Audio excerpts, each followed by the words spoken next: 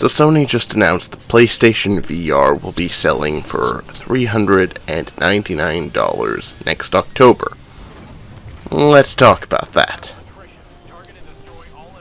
So, my VR experiences have basically been limited to Google Cardboard, but I do want to say I really enjoy it. I had a lot of fun with my cardboard, still am actually, even if its design definitely compromised some aspects of VR in order to be more accessible.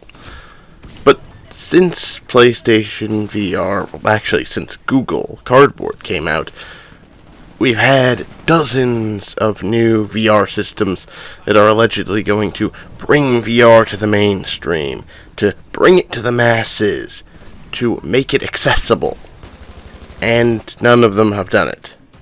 Well, none of them-ish. I guess Google Cardboard did it to a certain extent. But again, there were definitely some compromises made there. And the latest one is PlayStation VR. Actually, probably the first main one was Gear VR by Samsung, which is basically just a really fancy Google Cardboard in a lot of ways. But the most recent one is, it's PlayStation VR. The public has kind of had this idea that PlayStation VR will be basically the working man's Oculus Rift. Sort of a much wider and more accessible VR experience that's a lot cheaper than some of the big boys like HTC Vive and Oculus Rift. And it is a little bit cheaper at $400, but here's the problem. That's literally just a headset. You still need a PlayStation to go with it.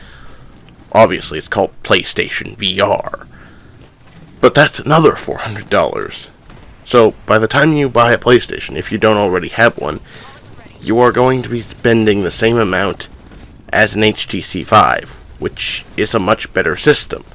Honestly, it has head tracking, and it has controllers, comes with free games, has a better screen, I suspect.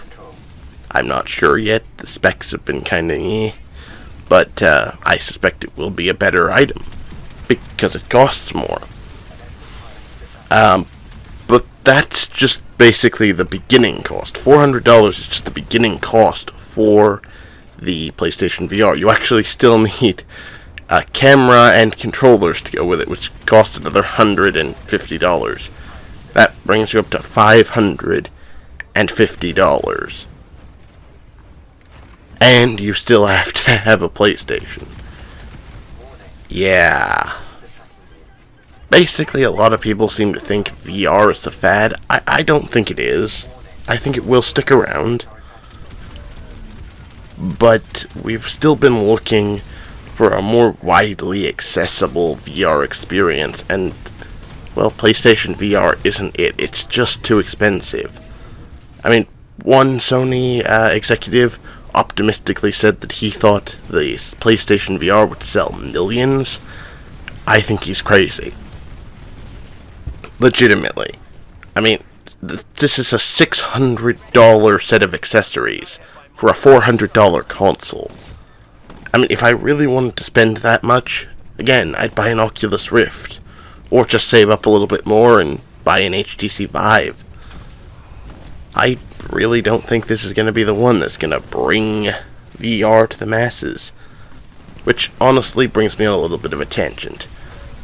I personally think that the way the public is going to have to experience VR is going to be sort of a movie theater-esque way. You know, the whole, let's show lots of people one unit type of thing. There's a company in Seattle, I honestly don't remember any of the details, but I came across this article a while ago, that's working to build like a first-person dungeon crawling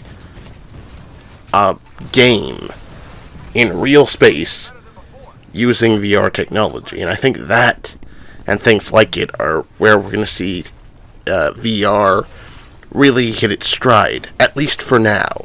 I think the units are just too expensive right now, and I don't think the average person is going to be willing to invest in one. Combine that with various space and hardware requirements, and it's a tough sell, particularly for something you really have to try before you understand it. So yeah, I think that we're going to see VR continue, but I think we're really going to see it hit its stride in public forums and other areas where they're going to be deploying one or two VR units, and basically people will pay a small fee to experience that.